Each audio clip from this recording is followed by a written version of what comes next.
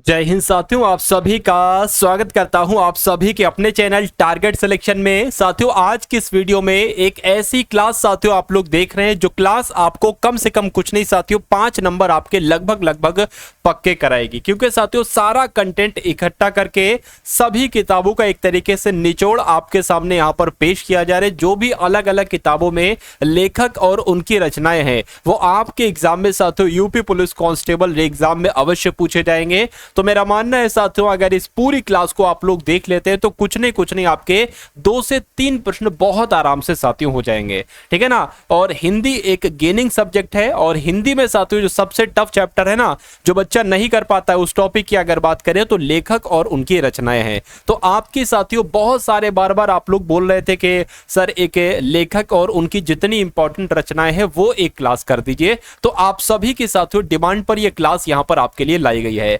तो अगर हम बात करते हैं सबसे ज्यादा आपसे साथियों संबंधित जो रचनाएं पूछी जाती हैं वो है मुंशी प्रेमचंद की रचनाएं। आप लोग साथियों ध्यान रखेंगे कि मुंशी प्रेमचंद की कौन कौन सी रचनाएं साथियों आपसे यहां पर पूछी जाती है। आप लोग ध्यान रखेंगे मुंशी प्रेमचंद की सेवा सदन जो रचना है बहुत इंपॉर्टेंट है, गोदान रचना बहुत इंपॉर्टेंट है, गबन है, रंगभूमि है, कर्म भूमि है और कायाकल्प है और प्रेमाशय है। ये साथियों मुंशी प्रेमचंद की सबसे इंपॉर्टेंट रचनाएं हैं। जो सबसे इंपॉर्टेंट रचनाएं हैं वो मैं साथियों आपके लिए यहां पर लेकर आया हूं, ठीक है ना। अब उसके बाद देखिए साथियों, और उसके अलावा जो उनकी जो इंपॉर्टेंट रचनाएं हैं साथियों वो भी आप लोग यहां पर देख लेंगे। चलिए, तो यहां पर अगर बात करें मुंशी प्रेमचंद की जो अभी मैंने आपको रचनाएं बताई थी वो तो आप लोग ध्यान रखेंगे। उसके अलावा अगर बात करते हैं मानसरोवर किसकी रचना है तो मुंशी प्रेमचंद की, मंगलसूत्र किसकी रचना है तो मुंशी प्रेमचंद की, करबला किसकी रचना है साथियों तो मुंशी प्रेमचंद की, और कफन की अगर बात करें तो ईदगाह साथियों आपने बचपन में पढ़ी होगी, बचपन भी एक किताब में था साथियों हिंदी की किताब में ईदगाह नामक कहानी, तो ये मुंशी प्रेमचंद की है। उसके अलावा पूस की रात ये भी मुंशी प्रेमचंद की है,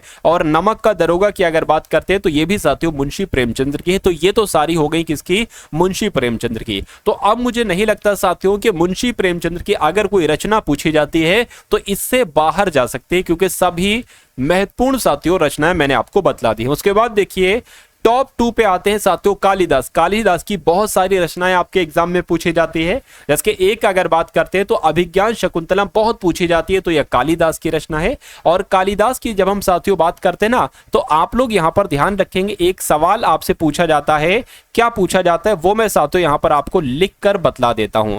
आपसे पूछा जाता है साथियों भारत का शेक्सपियर किसे कहा जाता है, तो भारत का साथियों शेक्सपियर किसे कहा जाता है आप लोग ध्यान रखेंगे, कालिदास को ही भारत का शेक्सपियर कहा जाता है। अभिज्ञान शकुंतलम किसकी रचना है तो कालिदास की, रघुवंशम किसकी रचना है तो कालिदास की, कुमार संभवम किसकी रचना है तो कालिदास की, और विक्रमो वर्ष्यम की अगर बात करते हैं तो यह भी कालिदास की रचना है। मेघदूतम किसकी रचना है साथियों कालिदास की, और ऋतु संहार किसकी रचना है साथियों कालिदास की, ठीक है ना। अगर आप चाहते हैं साथियों कि ये पूरी पीडीएफ आपको मिल जाए तो कैसे आप पा सकते हो ये मैं वीडियो में ही आपको बताऊंगा। वीडियो आप देखते रहिए, ये पीडीएफ आपको साथियों फ्री में निःशुल्क एक तरीके से मिल जाएगी। देखिए अगर बात करते हैं साथियों कालिदास की अगर हम बात करें तो ये तो साथियों रिपीट हो गई, अभी हमने कालिदास की रचनाएं देखी। उसके बाद साथियों ये फिर से कालिदास की रचनाएं आ गई, तो कोई बात नहीं, स्किप हम लोग कर देते हैं। उसके बाद देखिए मलिक मोहम्मद जायसी की अगर बात करते हैं तो इनकी प्रमुख रचनाएं एक बार आप लोग देख लीजिए। देखिए सबसे ज्यादा जो पूछी जाती है वो पद्मावत पूछी जाती है कि पद्मावत की रचना है तो मलिक मोहम्मद जायसी। अखरावट की अगर बात करें तो मलिक मोहम्मद जायसी की रचना है। मटकावत की अगर बात करें तो मलिक मोहम्मद जायसी की रचना है। इतरावत की अगर बात करें तो मलिक मोहम्मद जायसी की रचना है। और चित्ररेखा अगर आपसे पूछी जाए कि चित्रलेखा किसकी रचना है तो यह भी मलिक मोहम्मद जायसी की रचना है। उसके अलावा कहरनामा किसकी रचना है तो यह भी मलिक मोहम्मद जायसी की है। और आखिरी कलाम साथियों बहुत इंपॉर्टेंट है, ये आपके एग्जाम में साथियों पूछी जाती है कि आखिरी कलाम किसकी रचना है तो मलिक मोहम्मद जायसी की रचना है ये आखिरी कलाम, ठीक है ना। इसमें से जो इंपॉर्टेंट है एक तो पद्मावत है और उसके अलावा एक अखरावट है, ठीक है ना। और आप लोग आखिरी कलाम इतनी कम से कम आप लोग ध्यान रखेंगे। उसके बाद देखिए साथियों रामचंद्र शुक्ल की जब हम बात करते हैं तो जब साथियों रचनाओं की बात आती है तो रामचंद्र शुक्ल की रचनाएं ये समझ लीजिए पीछे नहीं रह सकती, क्योंकि इनकी रचनाएं भी पूछी जाती हैं। चिंतामणि की अगर बात करें, मैंने बहुत बार देखा है साथियों, बहुत सारे एग्जामिनेशन में पूछा गया है कि चिंतामणि किसकी रचना है, तो रामचंद्र शुक्ल की है। त्रिवेणी किसकी रचना है साथियों, ये रामचंद्र शुक्ल की है। रस मीमांसा की अगर बात करें तो ये भी रामचंद्र शुक्ल की रचना है। और विचार विधि की अगर बात करते हैं तो ये भी साथियों रामचंद्र शुक्ल की रचना है। उसके अलावा ये भी बहुत इंपॉर्टेंट है साथियों, कौन सी, इसका नाम है हिंदी का साहित्य।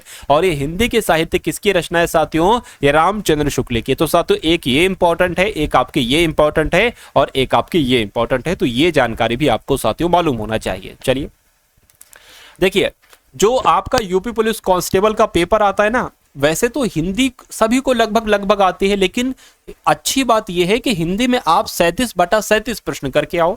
लेकिन होता क्या है साथियों, 2 से 3 रचनाएं ऐसे दे दी जाती है जिनको बच्चा नहीं कर पाता है, या जो बहुत वहां पर बच्चा कंफ्यूज हो जाता है और गलत उत्तर टिक करके आ जाता है।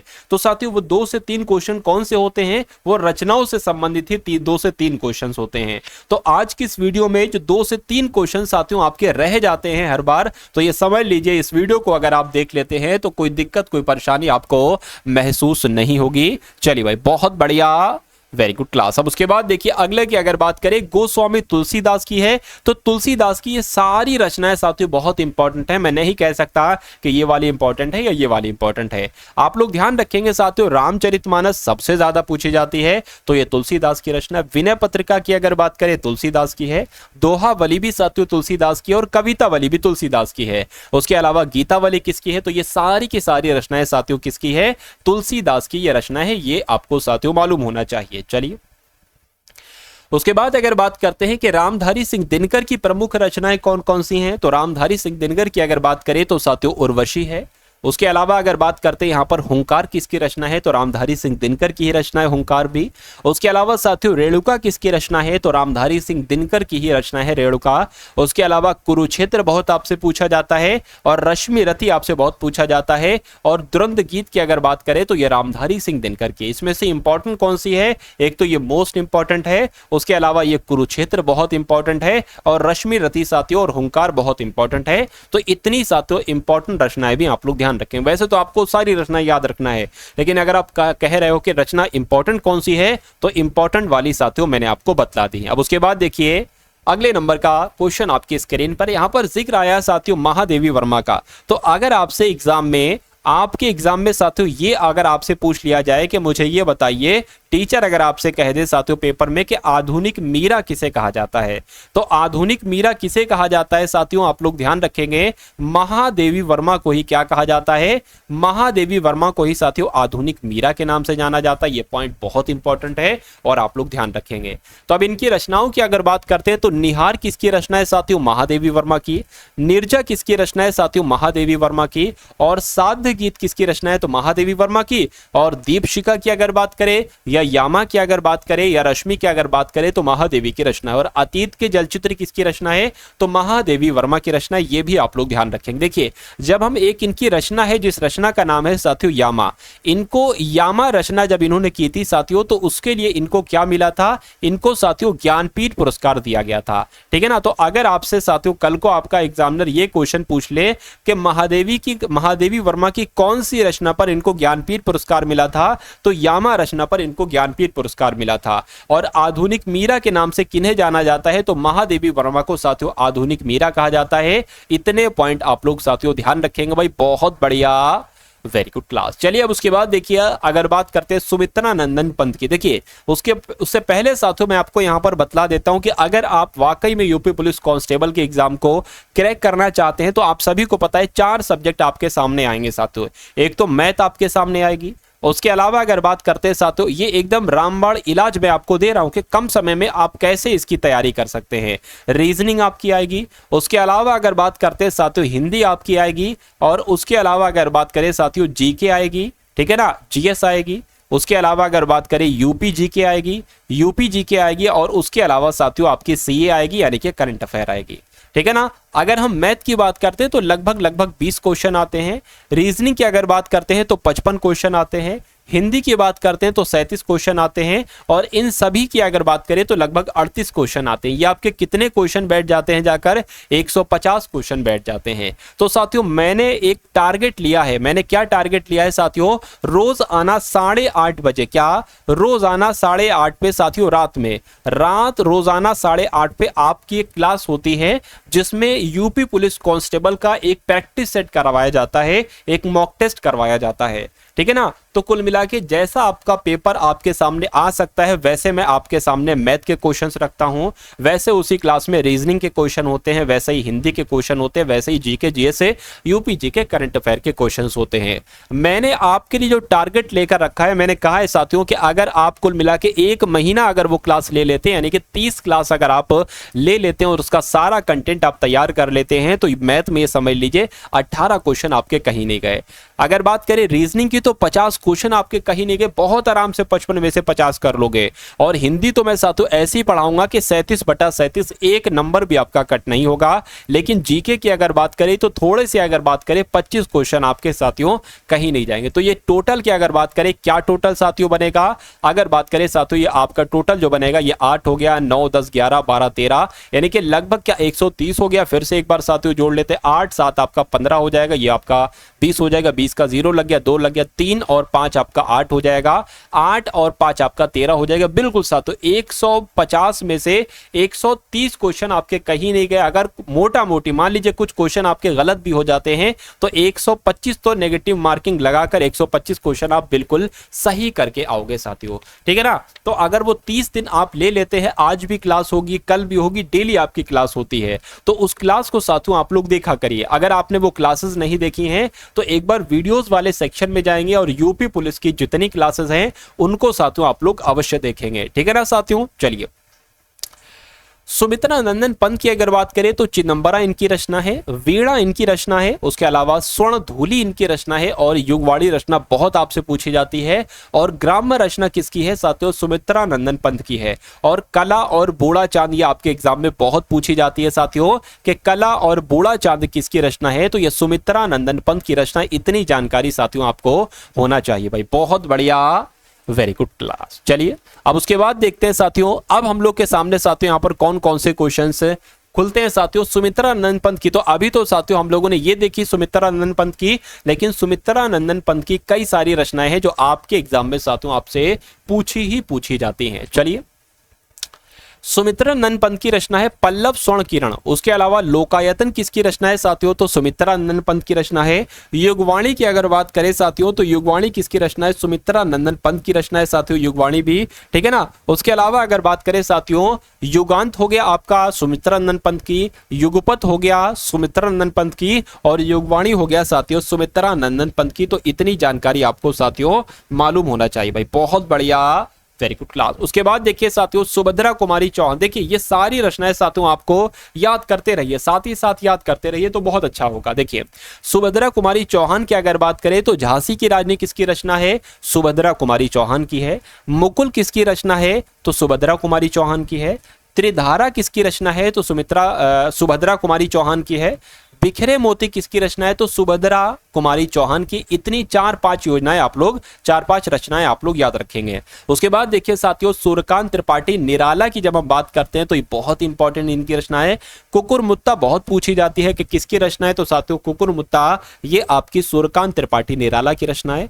अनामिका किसकी रचना है साथियों, सूर्यकांत त्रिपाठी निराला की रचना है, अनामिका भी। उसके अलावा साथियों परिमल किसकी रचना है, तो परिमल भी सूर्यकांत त्रिपाठी निराला की रचना है। और एक रचना आपसे ऐसे करके पूछी जाती है तुलसीदास, कि ये तुलसीदास रचना किसकी है, तो बहुत सारे बच्चे इसको तुलसीदास ही लगा देते, सोचते हैं कि इस रचना का नाम तुलसीदास है तो लाओ ऐसा करें कि तुलसीदास ने ये लिखी होगी रचना, लेकिन नहीं, ये लिखी है किसने साथियों, सूर्यकांत त्रिपाठी निराला की ये रचना है तुलसीदास। गीतिका किसकी रचना है, सूर्यकांत त्रिपाठी निराला की है। तोड़ती पत्थर किसकी रचना है, तो ये भी सूर्यकांत त्रिपाठी निराला की रचना है। अब इसमें कौन कौन सी इंपॉर्टेंट है, एक तो अनामिका इंपॉर्टेंट है, कुकुरमुत्ता इंपॉर्टेंट है, तुलसीदास इंपॉर्टेंट है और तोड़ती पत्थर बहुत बार मैंने देखा है आपके एग्जाम में पूछी गई है। देखिए मैं सिर्फ वही रचनाएं आपको करा रहा हूं साथियों जो आपके एग्जामिनेशंस में पूछी जाती हैं और बार बार रिपीटेडली साथियों यही योजनाएं पूछी जाती हैं। तो ये आपकी एक बहुत बड़ी सिरदर्दी थी कि एक क्लास हमको कहीं ना कहीं से एक ऐसी क्लास मिल जाए जिसमें सारे लेखक और उनकी सारी रचनाएं कंप्लीट हो जाएं। चलिए, तो हरिवंश राय बच्चन की जब हम बात करते हैं तो मधुशाला किसकी रचना है? हरिवंश राय बच्चन की। क्या भूलूं क्या याद करूं किसकी रचना है? हरिवंश राय बच्चन की। मधुकलश किसकी रचना है साथियों? मधुकलश भी हरिवंश राय बच्चन की रचना है। और निशा निमंत्रण किसकी रचना है साथियों? तो हरिवंश राय बच्चन की है। और खादी के फूल ये भी हरिवंश राय बच्चन की। और एकांत संगीत ये भी हरिवंश राय बच्चन की। और बंगाल का काव्य की अगर बात करें तो ये भी साथियों हरिवंश राय बच्चन की ही रचना है। तो इतनी रचनाएं आप लोग ध्यान रखेंगे साथियों, हरिवंश राय बच्चन की रचनाएं हैं। चलिए, अब उसके बाद देखिए साथियों मैथिली शरणगुप्त की अगर बात करें तो ये बहुत पूछी जाती है, बहुत ज्यादा पूछी जाती है कि भारत भारती किसकी रचना है? तो मैथिली शरणगुप्त की रचना है। साकेत किसकी रचना है? तो मैथिली शरणगुप्त की। जयद्रथ वध किसकी रचना है? तो मैथिली शरणगुप्त की। और पंचवटी किसकी रचना है? तो मैथिली शरणगुप्त की। और यशोधरा भी साथियों मैथिली शरणगुप्त की रचना है। इसमें से इंपॉर्टेंट कौन सी है तो मैं नहीं कह सकता कि ये वाली इंपॉर्टेंट है। इसमें से सारी रचनाएं मैं बहुत बार देख चुका हूं साथियों, आपसे बार बार यही रचनाएं पूछी जाती हैं। चलिए, अब उसके बाद देखिए साथियों धर्मवीर भारती की जब रचनाओं की हम बात करते हैं तो एक तो सबसे ज्यादा जो पूछी जाती है वो अंधा युग पूछी जाती है। उसके अलावा गुनाहों का देवता बहुत पूछी जाती है। सूरज का सातवां घोड़ा किसकी रचना है? तो ये धर्मवीर भारती की रचना है। उसके अलावा अगर बात करें कनुप्रिया भी धर्मवीर भारती की है। और ठंडा लोहा भी धर्मवीर भारती की है। और 7 गीत वर्ष भी साथियों धर्मवीर भारती की है। तो इस प्रकार की अगर बात करें ये 3 नीचे वाली रचनाएं साथियों बहुत इंपॉर्टेंट हैं। चलिए साथियों, अगर आपने अभी तक इस वीडियो को लाइक नहीं किया है तो ये बहुत गलत बात है, क्योंकि साथियों एक ऐसा कंटेंट जो यूट्यूब पर देखना बहुत मुश्किल है, ठीक है ना, ऐसी साथियों क्लासेस बहुत कम लोग देते हैं। तो कुल मिला के अगर बात करें साथियों ये समझ लीजिए कि ऐसा कंटेंट बहुत आपके लिए इंपॉर्टेंट हो जाता है। चलिए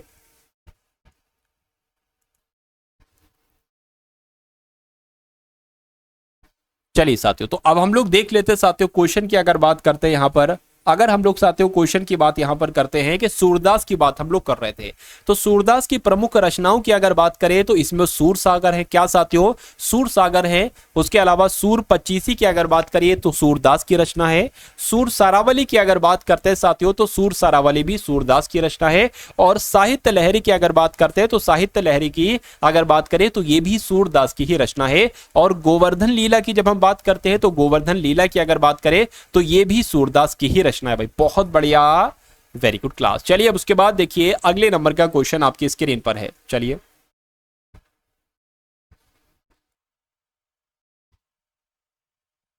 साथ अब उसके बाद अगर बात करते हैं यहां पर हम लोग देखिए तो अयोध्या सिंह हरिऔध की अगर बात करते हैं साथियों ये तो हम लोग देख चुके हैं, ठीक है ना। अयोध्या सिंह उपाध्याय हरिऔध की बात करते हैं तो इनकी कौन कौन सी रचनाएं बहुत इंपॉर्टेंट है? तो अगर बात करें साथियों अधलिका फूल बहुत इंपॉर्टेंट रचना इनकी है।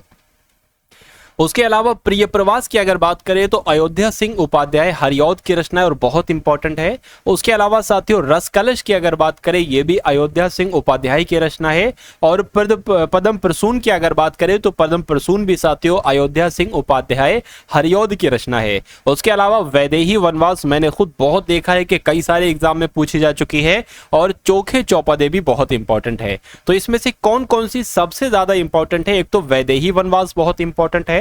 उसके अलावा प्रिय प्रवास बहुत इंपॉर्टेंट है। उसके अलावा साथियों अधखिला फूल कहीं ना कहीं ये भी इंपॉर्टेंट है। वैसे आप लोग सारी तैयार कर लीजिए, ये मेरी मानिए। उसके बाद देखिए महावीर प्रसाद द्विवेदी की प्रमुख रचनाओं की अगर बात करते हैं तो अद्भुत आलाप किसकी रचना है? महावीर प्रसाद द्विवेदी की। कालिदास की निरंकुशता किसकी रचना है साथियों? तो महावीर प्रसाद द्विवेदी की। उसके अलावा अगर बात करें नैषधीय चरितम चर्चा किसकी रचना है साथियों? तो ये भी महावीर प्रसाद द्विवेदी की रचना है।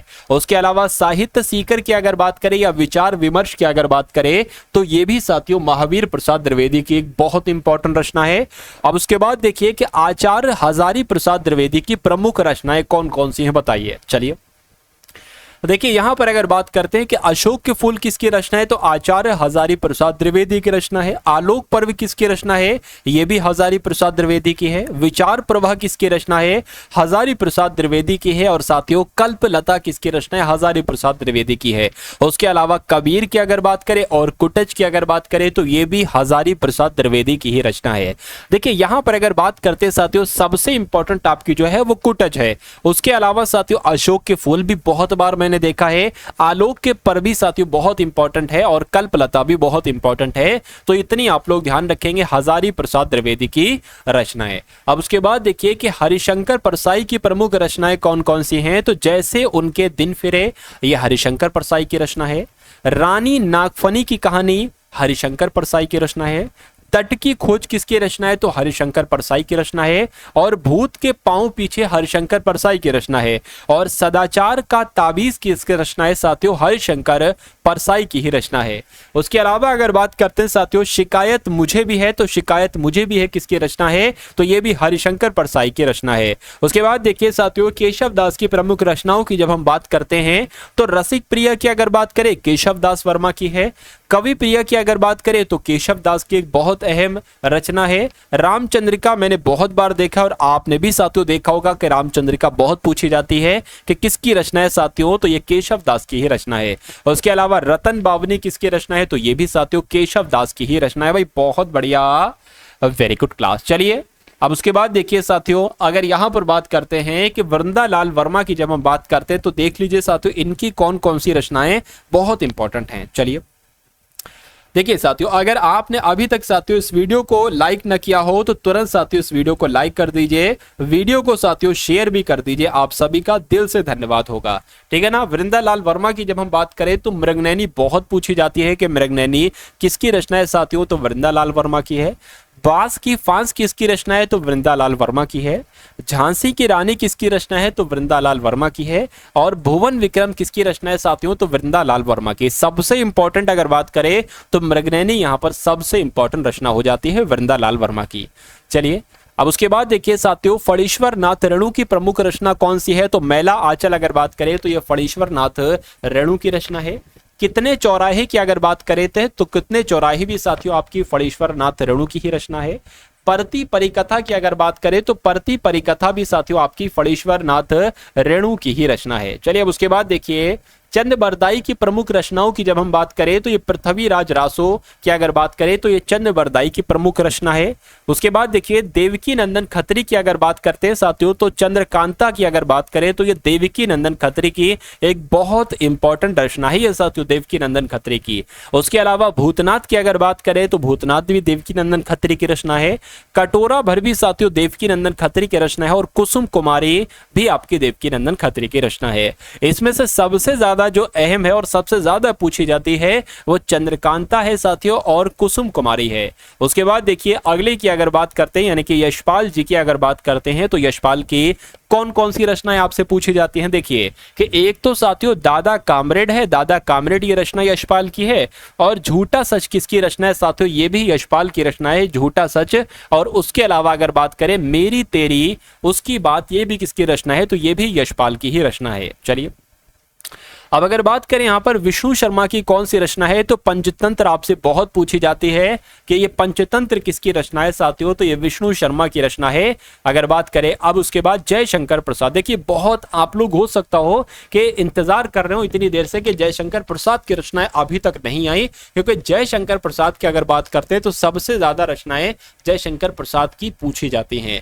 तो कितनी साथियों रचनाएं हैं ये आप लोग देख लेंगे, एक तो वो है और ये है साथियों, इतनी जयशंकर प्रसाद की रचनाएं मोस्ट इंपॉर्टेंट हैं। जयशंकर प्रसाद की अगर बात करें तो कामायनी बहुत पूछी जाती है, जयशंकर प्रसाद की है। तितली भी साथियों जयशंकर प्रसाद की है और कंकाल भी जयशंकर प्रसाद की है। इरावती की अगर बात करते हैं जयशंकर प्रसाद की है और ध्रुव स्वामिनी भी जयशंकर प्रसाद की है। चंद्रगुप्त की अगर बात करें तो चंद्रगुप्त रचना भी आपकी जयशंकर प्रसाद की है। उसके बाद देखिए अगर बात करें कि और कौन कौन सी महत्वपूर्ण है जयशंकर प्रसाद की रचनाएं, तो स्कंदगुप्त की अगर बात करते हैं जयशंकर प्रसाद की है। झरने की अगर बात करते हैं तो जयशंकर प्रसाद की है। आंधी की रचना की अगर बात करते हैं तो यह रचना भी साथियों जयशंकर प्रसाद की है। उसके अलावा इंद्रजाल रचना भी जयशंकर प्रसाद की है। और आंसू तो आपने भी देखा होगा साथियों, कई बार यह रचना आपसे पूछी जा चुकी है कि आंसू रचना किसकी है, तो जयशंकर प्रसाद की है। उसके अलावा आकाशदीप किसकी रचना है, तो जयशंकर प्रसाद की। छाया किसकी रचना है, तो जयशंकर प्रसाद की। जन्मेजय का नाग यज्ञ किसकी रचना है साथियों, तो जयशंकर प्रसाद की ही है। उसके अलावा अगर बात करें प्रेम पथिक किसकी रचना है, तो प्रेम पथिक भी साथियों जयशंकर प्रसाद की ही रचना है। भाई बहुत बढ़िया, वेरी गुड क्लास। तो इतनी साथियों रचनाएं मैंने आपको बताई हैं कि जयशंकर प्रसाद की, प्रेमचंद्र की साथियों, और रामचंद्र शुक्ल की। उसके अलावा अगर बात करते हैं साथियों हजारी प्रसाद द्विवेदी की, सारी की यानी कि अगर बात करें साथियों देवकी नंदन खत्री, वृंदालाल वर्मा, केशव दास, आचार्य हजारी प्रसाद द्विवेदी, महावीर स्वामी, सूरदास, धर्मवीर भारती, मैथिली शरण गुप्त, हरिवंश राय बच्चन, सब कुछ मैंने आपको बताया साथियों आज की इस वीडियो में। तो अगर बात करते हैं साथियों ये वीडियो, ये क्लास आपको कैसी लगी, एक बार कमेंट सेक्शन में आप लोग जरूर बताएंगे। और मैं कहता हूं साथियों, क्या मैं कहता हूं कि अगर बात करें साथियों 8:30 बजे वाली क्लास अगर आप ले लेते हैं तो ये समझ लीजिए साथियों कि एग्जाम आपका बहुत आसानी से क्रैक हो जाएगा, बहुत आसानी से साथियों क्रैक हो जाएगा आपका एग्जाम। चलिए, तो अगर चैनल पर आप लोग नए हैं तो चैनल को सब्सक्राइब करके बेल आइकन पर क्लिक कीजिएगा, वीडियो को लाइक कीजिएगा और प्यारे से कमेंट के माध्यम से बताइएगा कि ये क्लास आपको कैसी लगी। तो मिलते हैं हम सभी लोग आने वाली वीडियो में। जय हिंद साथियों।